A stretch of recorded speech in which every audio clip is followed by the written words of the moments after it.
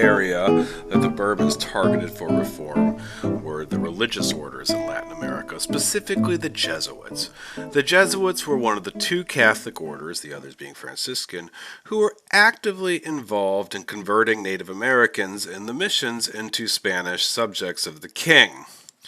The Jesuits taught the Indians to read. They protected Indians from slave raiders. Especially benefited were the Guarani in modern-day Paraguay, as the Jesuit priests often served as their advocates. Of course, there's stories of mission priests abusing the Native Americans, or the neophytes, who lived in these reducciones, as they called the missions, where they hoped to reduce Native Americans to civilization. But in general, the Jesuits were seen as sometimes advocating for the Native Americans over the interests of the Spanish. In fact, the Jesuits probably did teach the Native Americans that their allegiance was to the Church and to the Catholic faith before it was to the king. And with the kings and the monarchies trying to strengthen their control over the Latin American colonies in an effort to make them more profitable and more orderly, the Jesuits were expelled.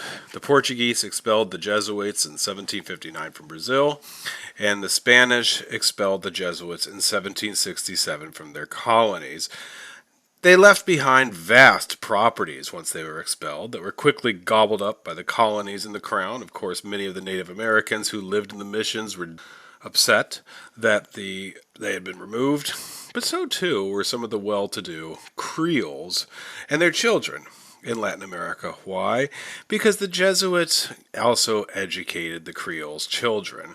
So with no more Jesuit education available, they saw this as a way of stymieing their economic growth and social progression, and it was a cause of grave resentment among many of the Creoles who themselves had experience and education at the hands of the Jesuits. So in addition to raising taxes, granting state monopolies, and expelling the Jesuits, who the Bourbons considered unfaithful to the Spanish king, there were also efforts to try and militarize Latin America. Specifically, there were new advances in weapons technologies that were deployed in order to better govern Latin America, but generally, as you can see, Latin America is a very large area, and in order for the Spanish and the Portuguese to control their massive and sprawling colonies, they needed more soldiers. So they created, or reinvigorated rather, the royal militias. And militias were attractive to some people in Latin America society because even though the pay was low, they also received what was known as a fuero.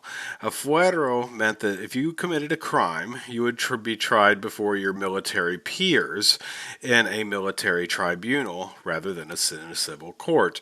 And you can imagine that if you belonged to a military fuero, you might not be punished in the same way as your civilian counterparts. Now, Spain had never sent large numbers of royal soldiers to the Americas, but they needed more order to put down the rebellions that were just starting to occur because the Bourbon kings had tried to collect more taxes in the Latin American colonies. As a result, many from the castas, from the lower castes, began to fill the ranks of the militias, even as Creoles refused to serve in the same companies or even as officers alongside the castas. But this didn't matter anyways, because in fact, in the militias, only people born in Spain could serve as generals. So militias ended up being entirely segregated and subordinated by Spanish generals, but often the militia rank and file was filled with people from the castas, and there was also a tradition of Afro-Mexican soldiers serving in the militia during the period of the Bourbons. In fact, the fact that only Spanish people born in Spain could serve as generals ended up being a real bone of contention between the Spanish and the Creoles, right?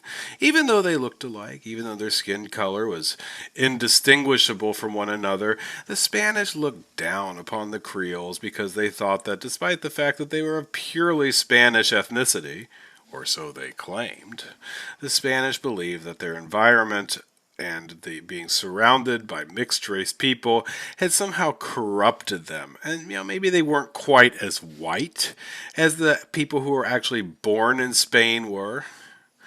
And beyond that, this Bourbon king certainly did not think the Creoles would be as loyal as people who were born in Spain were. So as a result, during the Bourbon period, the Creoles lost out on the administrative and bureaucratic positions that had traditionally advanced their careers and advanced their opportunities. And of course, this was a cause of deep resentment, as Creoles were now relegated to relatively obscure administrative posts across the colonies, particularly on the Build which were municipal or local councils, which dealt with much smaller issues. Meanwhile, the more important and larger and positions with responsibility for more people and more territory were left entirely in the hands of the Spanish, people who were actually born in Spain.